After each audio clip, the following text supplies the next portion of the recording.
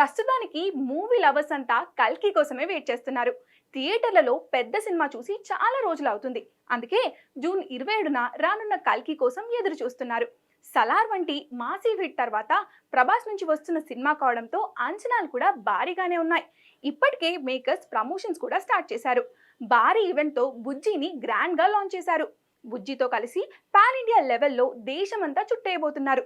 మరోవైపు కల్కి cinema post production work complete చేసే పనిలో ఉంది చిత్ర యూనిట్.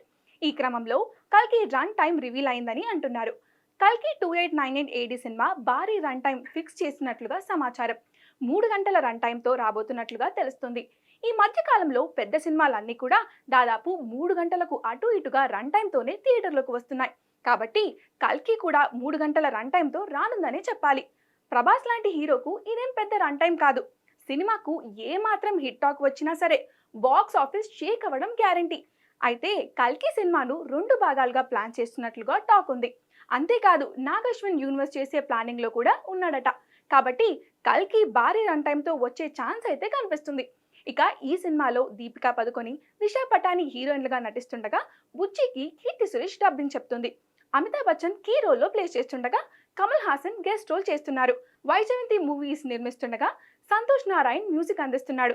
మరి కల్కి ఎలా ఉంటుందో చూడాలి.